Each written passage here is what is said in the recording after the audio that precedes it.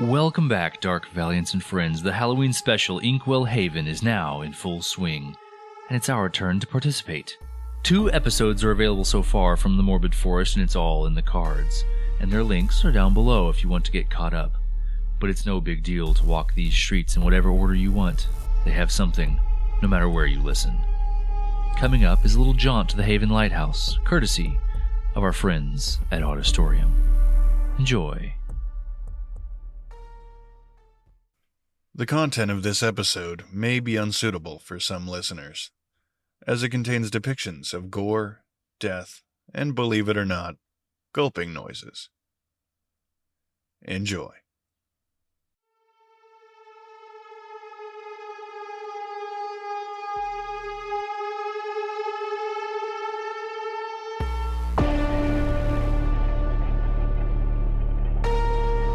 This episode features the voices of Maddie Girouard, Jonny Schwentner, Paterson, Cliff Thompson, and Landon Whisnant.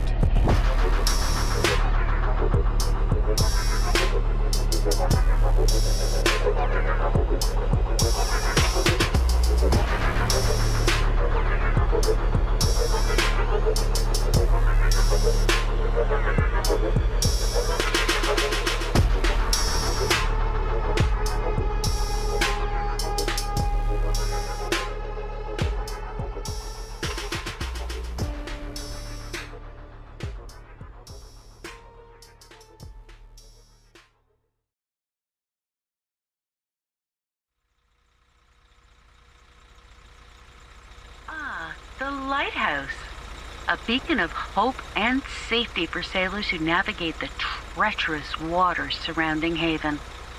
Shipwrecks are plentiful along the coast, where unwary navigators sail too close to hidden rocks and shoals.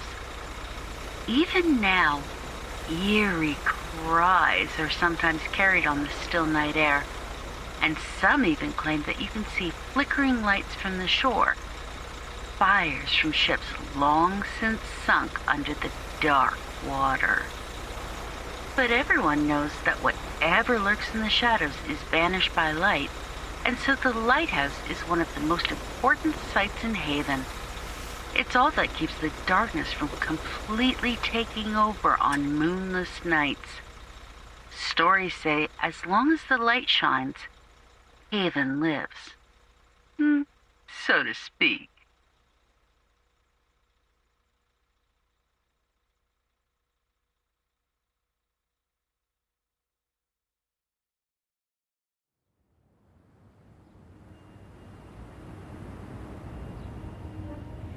What swims beneath?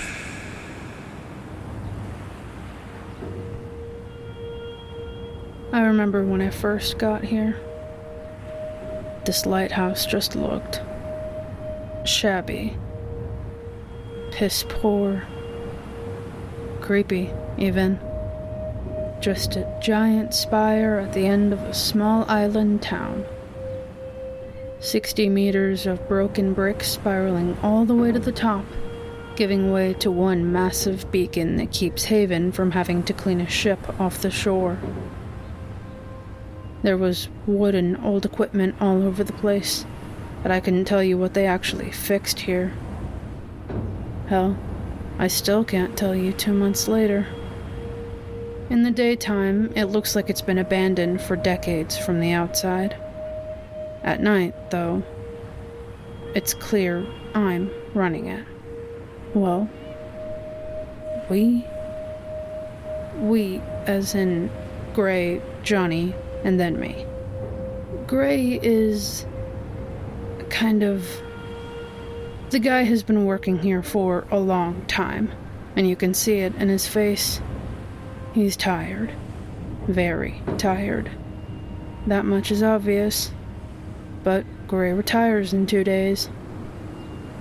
Jonny is a character. I think that's the most fair way to put it. His face is gaunt, and his skin seems to be a strange, sickly hue. His whole place is strange, not just Jonny. You know about the outside, but I feel like what's in it is a hell of a lot weirder. She is uncertain. Collecting her thoughts. I hear them all the time now. Always present. Ever since I got here. Hey, Rio! Huh? The cover. If you could, the cover, the glass. Can't fix this if you don't hand it up here. Lighthouse needs to work. Yeah, sorry. Drop it. Be careful. Yeah, here. Want to get back to the well. Don't like being up here. Thanks, though. I guess that's another thing. The well. Home.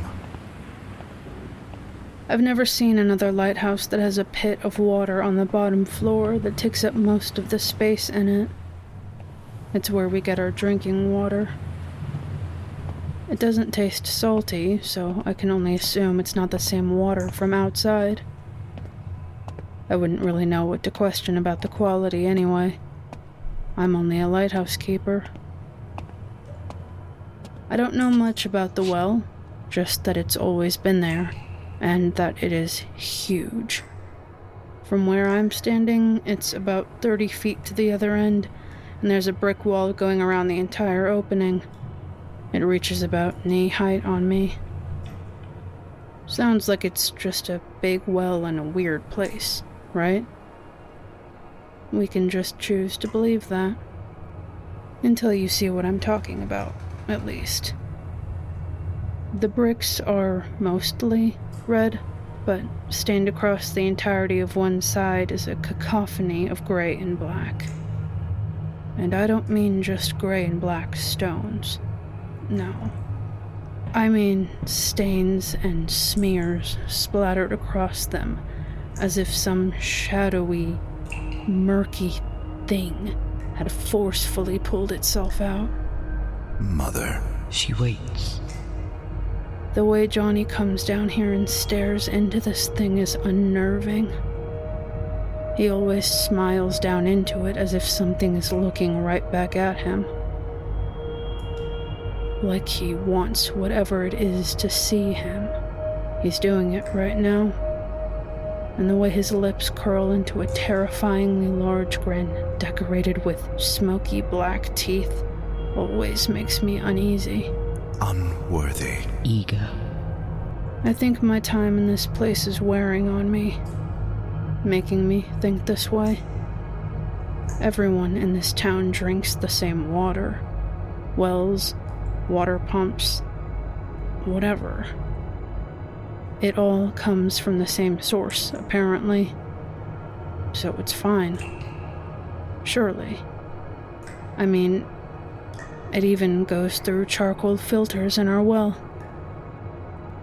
Then, as Jonny lifts his gaze to meet my own, I wonder, can he hear them? Parched? Yeah, I could use some water.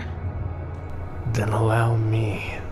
Jonny's eyes never once leave the well as he slowly dips a mug down into it, lifting it back out of the water and over to me. As he holds it up in front of me, I can see right through. It's clear. It's clean.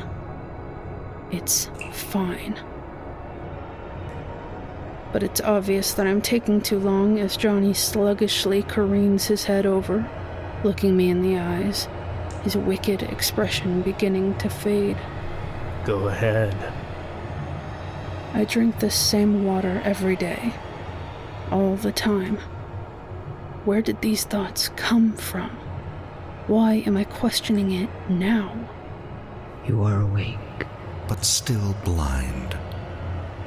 I slowly raise my hand to take the mug from his own, and even looking down into this cup, I seem to get lost. Something about the liquid is entrancing, inviting.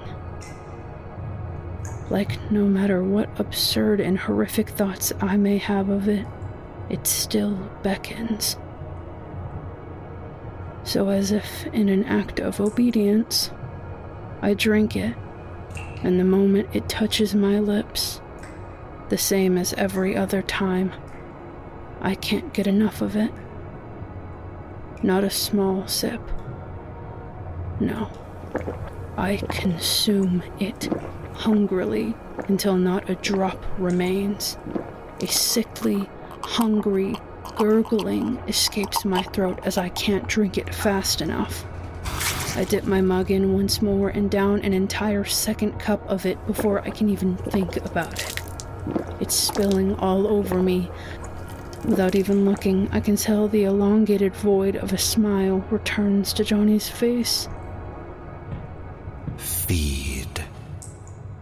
What are you weirdos doing down here? Shit! Oh, Gray. The Keeper. Hi. I just needed water. No biggie. It's fine. And that's a completely normal, not sleep-deprived response to a joke. You should get some rest. You'll be watching the Lighthouse up top alone tomorrow. Jonny and I have some extremely imperative maintenance that needs to be done down here.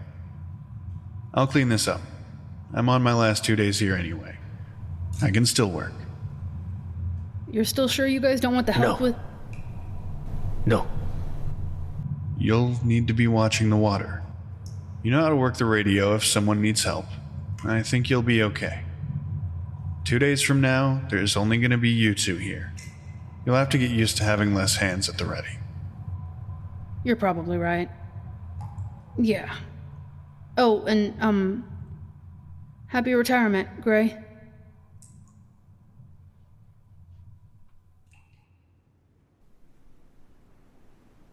It used to be so difficult to sleep during the day. Before I came here, at least. It's always so dreary in this town. The skies are often a speckled gray at best, reflecting on a blackened abyss that we call our waterfront. It's because of this that the lighthouse remains mostly dark, allowing me to weave myself into my dreams with an ease unlike any I've ever known. Respite. Reprieve.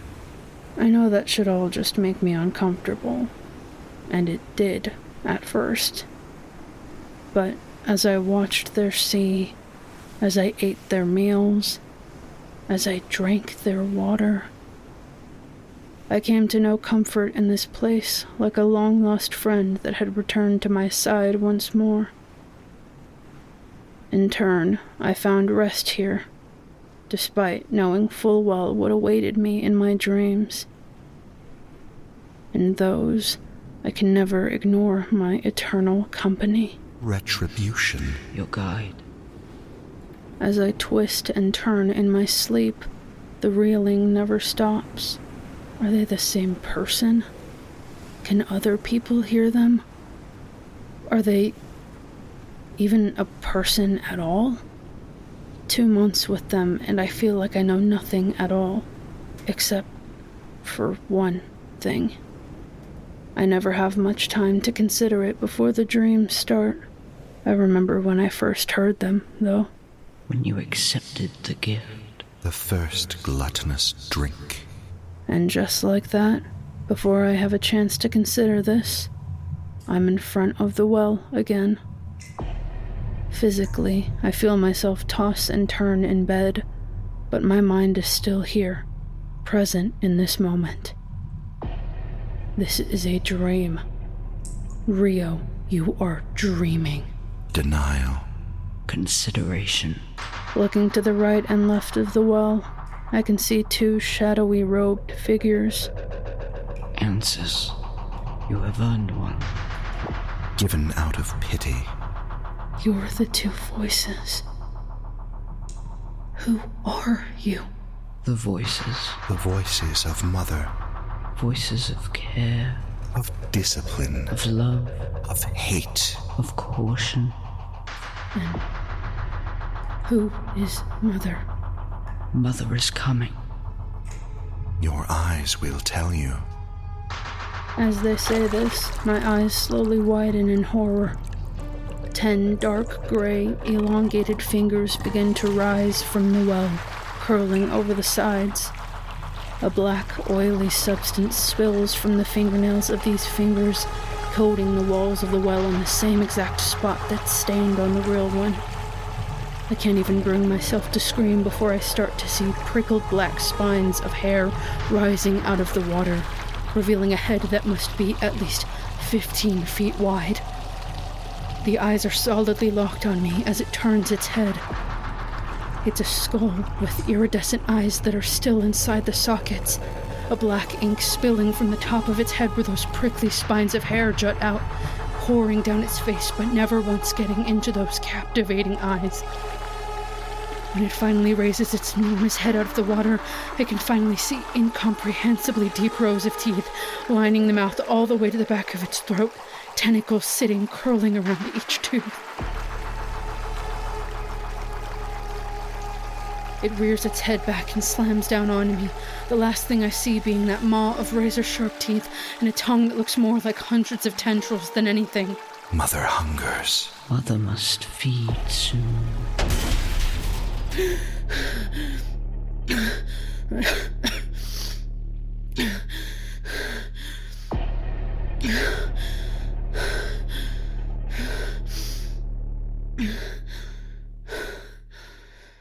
Fuck.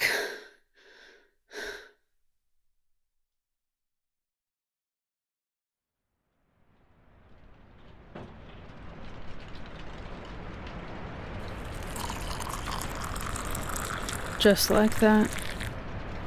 It's always just like that. This is my life now. Drinking coffee at 10 o'clock at night while I watch an empty, sprawling black abyss of ocean. Cheery, isn't it? At least the coffee is good with the water here. The little things. The whole time I've been sitting out here, I've been watching this dark patch. It's huge. I don't know if I've seen it there before. It could be a whale, but they usually don't get this close to the island. Curious. It must be at least 30 feet around. What's it doing here? It must be close to the surface if I can make it out through the already dark water. Mother. That dream keeps racking my brain around as I watch. I know that well doesn't connect to the ocean, so there's no way something that big could get in there. Right? Big, scary skeletons with a maw of sharp teeth and a multi-tentacled tongue don't exist. Right? And then it moves. The shadow pushes forward, slowly inching in this direction. I can feel the hair on my arms standing on end as goosebumps rise up and make my fear known. Mother must feed. The dark shadow continues to lurch forward in the water, picking up speed as a heavy rain begins to lash out from the sky. Mother hungers. I'm completely frozen as I see it make contact with what should have been the shoreline, but the shadow seems to disappear under the water, which is utterly impossible. The water where it disappeared is a rocky cove with murky, spiked shallows. Isn't it? I've been down there before. It shouldn't have been able to just disappear. I'm standing there, getting drenched in the downpour. I feel it. The water. It seeps into my skin, and I recognize it. The water from beneath me had evaporated and become the clouds above. It's as if I could feel it sink beneath my skin, binding with the muscle and sinew beneath. It brings me a message. She is here. It is time. That feeling I get from the rain, from the water. It's the same feeling the radio gives off. It is time to retire an offering. It's at that point that the radio starts playing a message. A series of beeps, over and over. I can feel my heartbeat in my chest now, a loud thudding that parallels the rain. I can feel the structure shift beneath me. I rush inside only to see books and knickknacks falling from the shelves. The tremors vibrate every square inch of wood in this lighthouse, and my first thought is simply, the well. I want to make sure Gray and Jonny are okay down there. I may sound crazy. They may cast me out from this breakdown. But something is so very wrong here.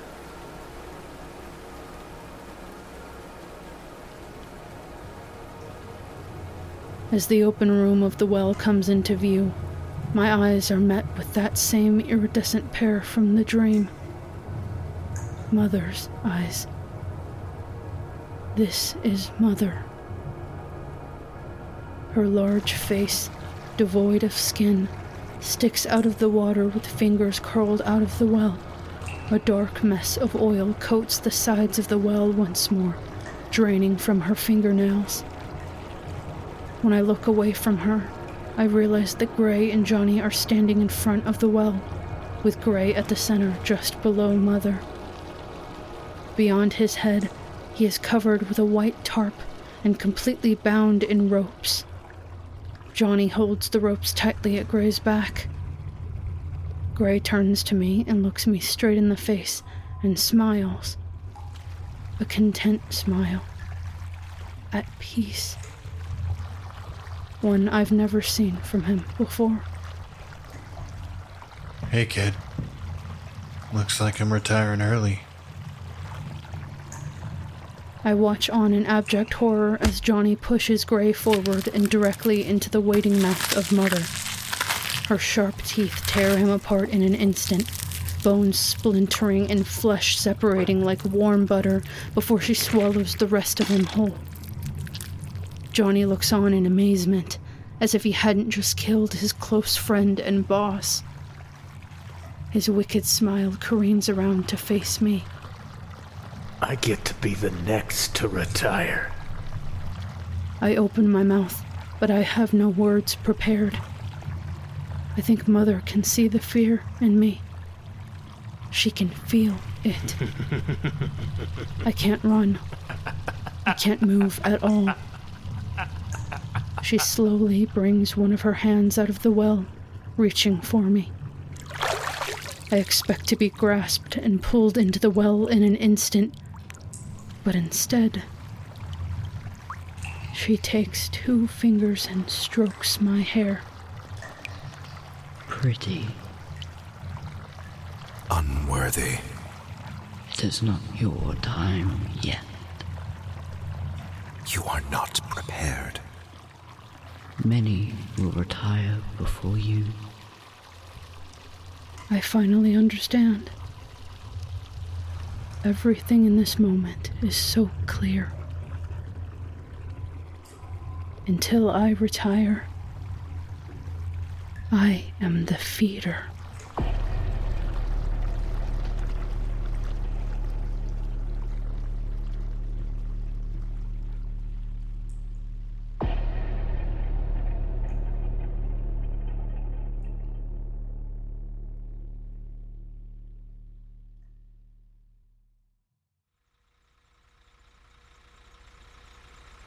Well, if you're in the need of a little spiritual guidance, you're in luck. Our next stop is the Haven Church. Now, I know what you're thinking. I'm right there with you. Who's in for a rousing chorus of "You Are My Sunshine"?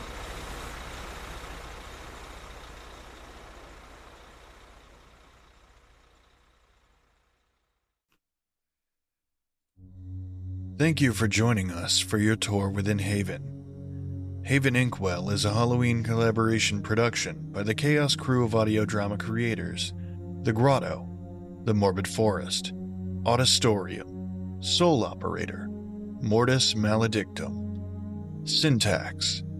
It's all in the cards. The Liminal Lands.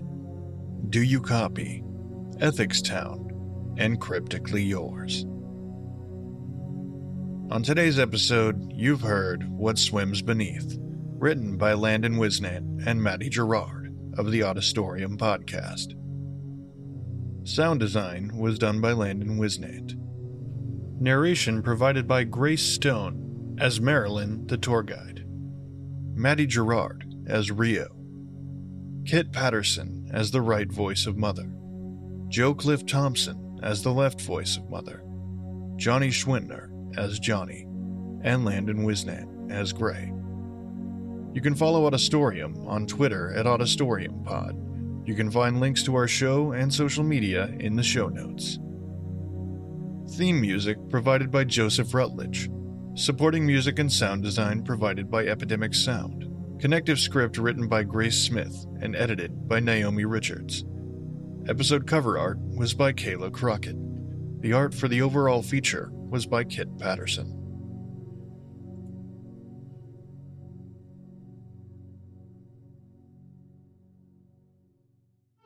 Hello again, Dark Valiants and friends. I hope you enjoyed this episode of Inkwell Haven from Audistorium. If you did enjoy the production and want to listen to more of their content, the link to their show is down below.